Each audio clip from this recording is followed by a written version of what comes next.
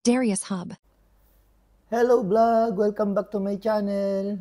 So kung mapapansin nyo, meron tayo dito mga gamit ng PC.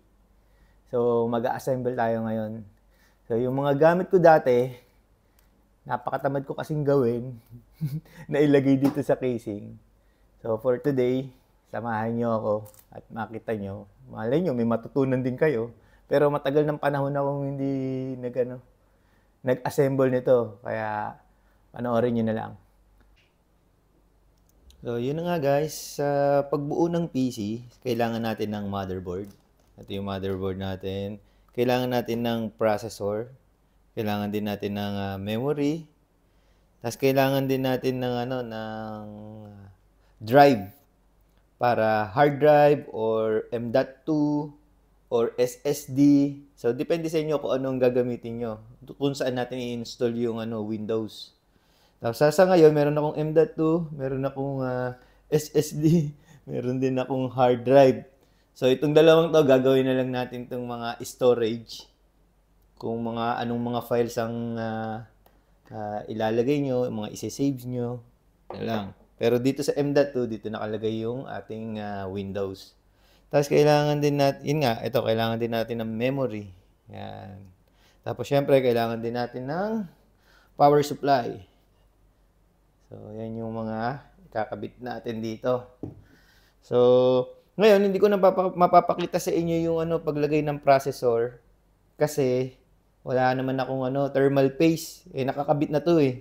Kaya, nandyan na siya. So, ngayon, lalagay natin itong memory. So, sabi dito, may nakalagay siya dito na ang first, yun na nakalagay first. Nakikita nyo ba? Meron nakalagay dyan na first na A2 at B2. So, yun yung second and fourth slot ng memory. So, doon natin siya ilalagay. Sa B2. So, pag narinig yun na yung click, ibig sabihin, nag-lock na yun.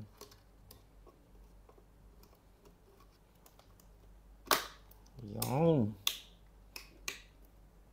So, ilalagay na natin siya sa casing. Pero, nakalimutan ko pala sabihin ito. Yung GPU. Ilalagay din natin itong GPU dito. So, ang GPU natin is 5700 XT.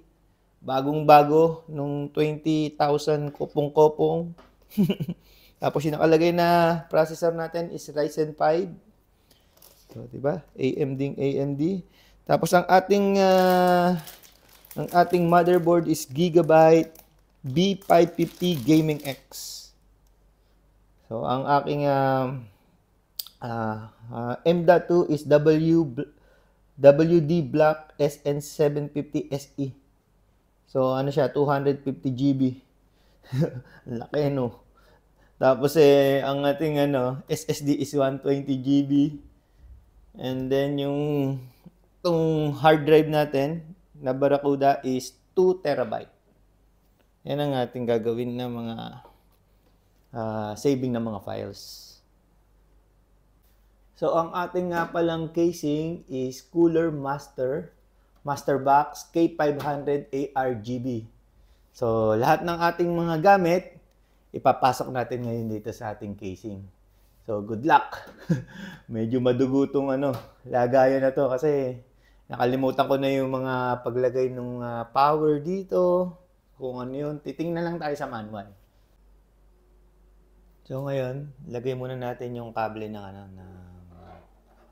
ng power supply. Kasi kung mamaya pa natin ilalagay, mas mahihirapan tayo na magkabit ng cable dun sa loob. Kasi dati, nakakabit na to. So ngayon, naisipan siguro ng mga manufacturer na kung ano na lang kailangan, yun na lang ang meron na kable. So for the meantime, ito lang muna lalagay natin yung sa CPU. Tapos yung sa motherboard at saka para sa video card bago natin ilagay dun sa loob ng casing.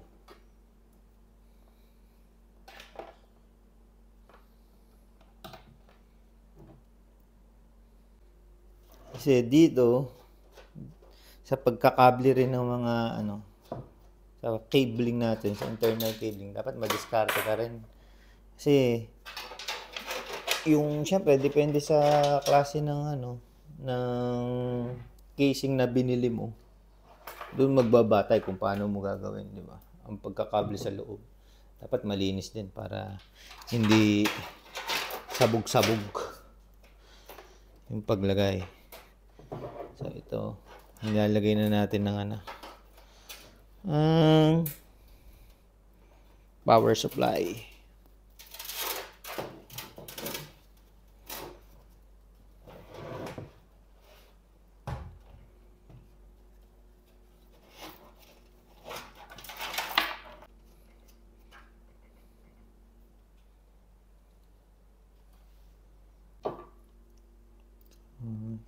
Screw lang natin para hindi siya uuga-uga.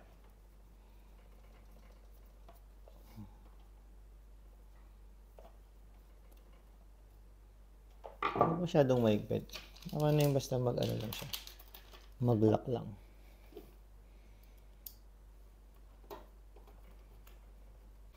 Meron pang ano to eh. Kung paano nyo ikabit. Dapat cross. Laging pa cross. May technique din. Kasi hindi mo kagad hihigpitan. Ang paghigpit pag nalagay mo ng lahat.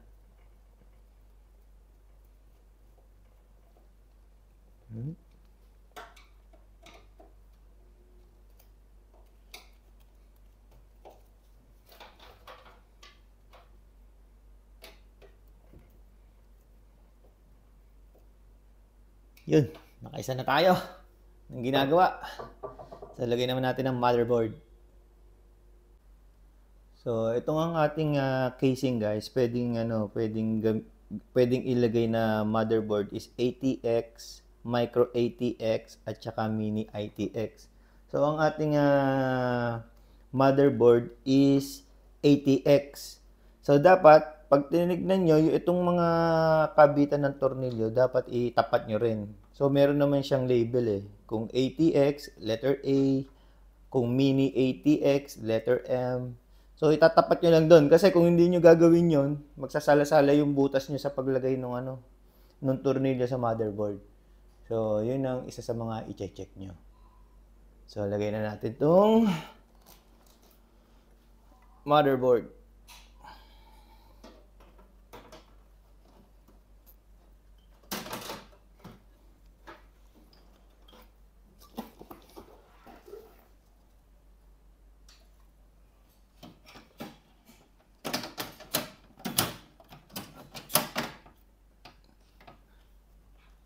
Okay, nakalock na ba siya?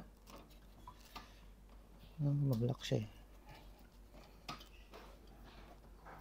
Dapat sumakto dun sa mga butas. Pag sumakto na dun sa mga butas, okay na yun. So, ito hindi pa sakto.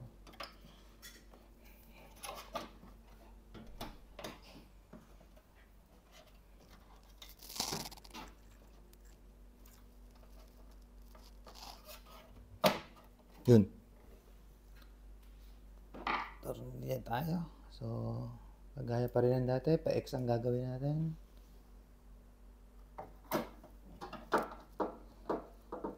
Pero huwag nyo munang hihigpitan.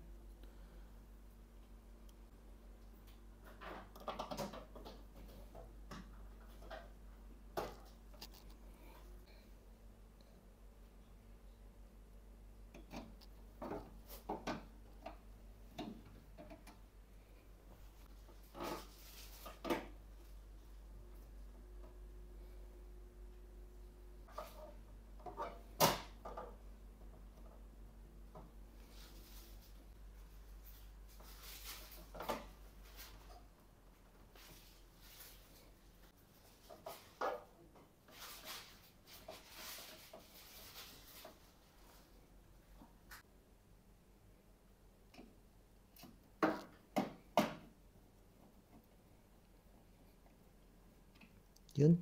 Higpitan natin ngayon.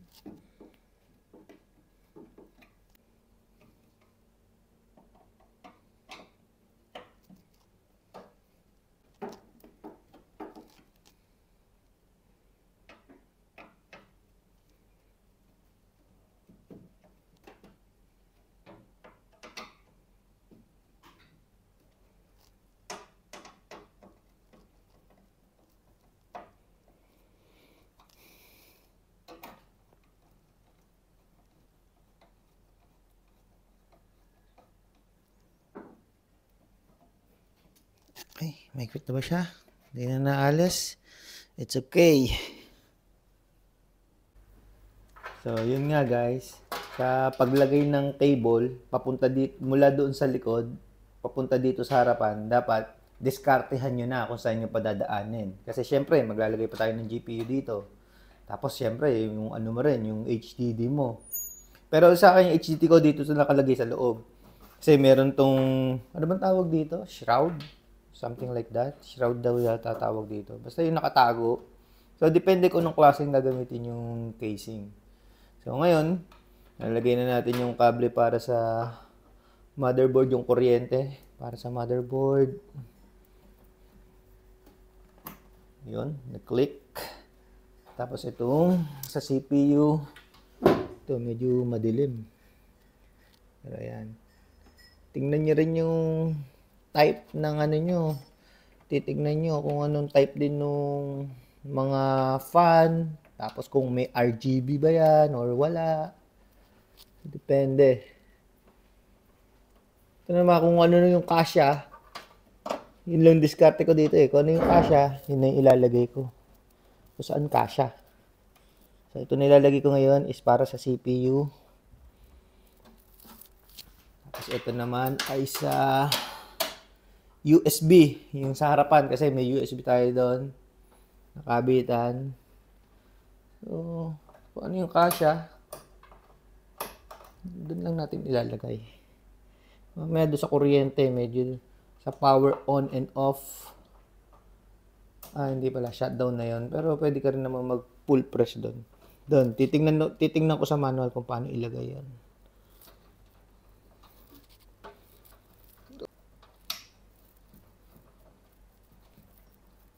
Ayan, kasya.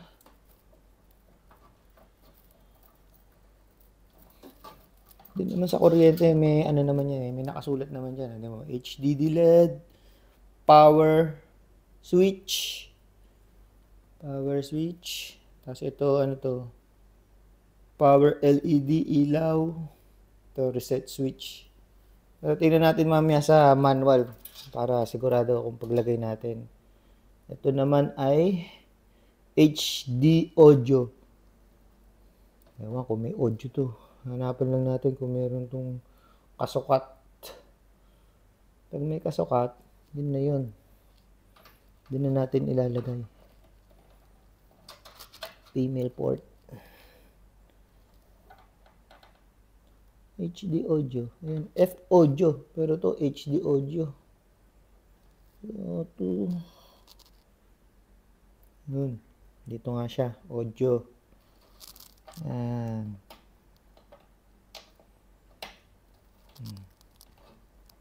Pumasok. Yun na yun. Titignan nyo lang ang label. Siyempre. Tapos ito. Titignan ko sa manual kung paano maglagay nitong ano, switch. So, almost done na rin tayo. Ito pala yung sinasabi ko, fan. Mga fan. Diba? Meron tatlo. Ito yata to para sa ano to eh. Yung extension. Na para kung marami kang ilalagay na pailaw. Pero tatandaan nyo, yung power supply nyo dapat mataas din kung marami kayong ilaw na ilalagay. Kasi pag mababa, hindi kakayanin ng kuryente, masisira. Ito, tatluhan. So, doon natin lalagay sa tatluhan. Doon ko lalagay sa may dito. Gawa ng doon sa kabilang butas natin lalagay. So, yun nga guys. Dito naman sa switch na to, nakalagay naman dyan. Power LED positive, power LED negative. So, sundan lang natin yun nandun sa, ano, sa manual. So, tapos, naka-indicate naman dito kung saan mo ipapasok. So, unang muna is power LED plus. Sakdag natin doon. Tapos, ano pa yung meron tayo dito? Reset switch. Ano yung reset switch? Reset switch is plus, minus.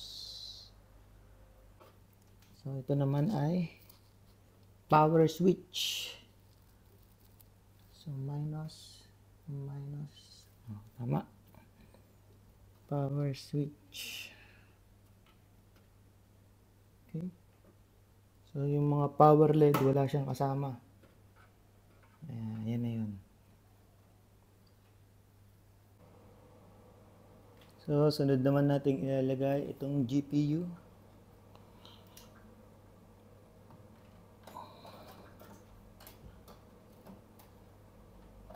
Yun, nag-click, di ba? Nice. Nakarinig yun na yung click. Pasok na yun.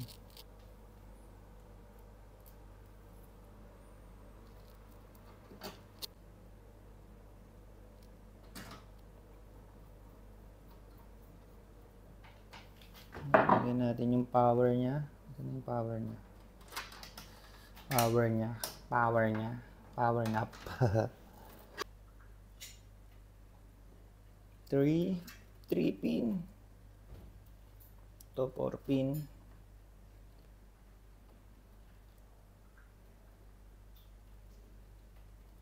Malapit na tayo matapos. So, ang nalagay na lang natin is yung storage.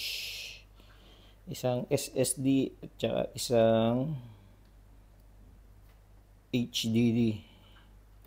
Bali ay hanap to tatlo ang ano nito storage niya. Isang M.2, isang HDD, isang SDD. Mga sobra natin yan kaya ganun. Sayang naman kung di natin gagamitin.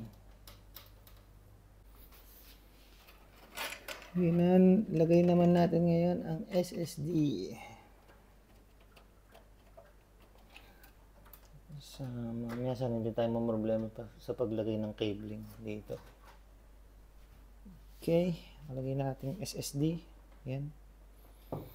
So, baliktarin naman natin para ilagay yung HDD. So guys, nalagay na natin yung SSD. Binaba ko kasi hindi abot dun sa SATA data natin. Tsaka yung HDD nandun na sa likod. So ito na. Moment of truth. Sana wag sumabog. Sana okay din lahat ng ginawa natin. Okay. Let's turn it on.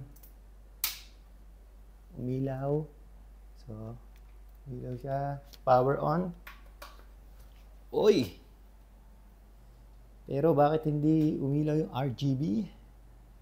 Yun, umilaw yung RGB. So, monitor kasi natin maliit eh. Hindi ko alam kung gagana siya o hindi.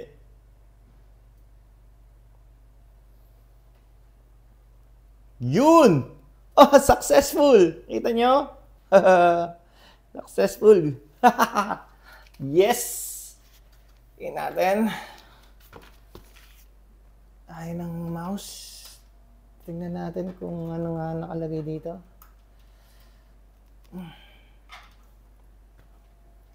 Gumana.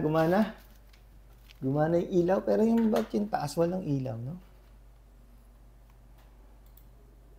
Magdadagdag pala ako ng ano dito. Fan. Hindi ko nalagyan. So, at least gumagana, di ba? Tama yung gawa natin. Ayan, Ryzen 5, 16GB install RAM. Bakit ganun? Dapat 32 to Ba't 16 lang binasa niya? Double check ko na lang kung 16 ba yan or 8. So, ayan. So, ibig sabihin ayos ang ating lagay. Successful. Haha. Alright guys, so nabuo na natin yung ating PC dito nilagay na natin sa casing. So successful ang ating gawa ngayon.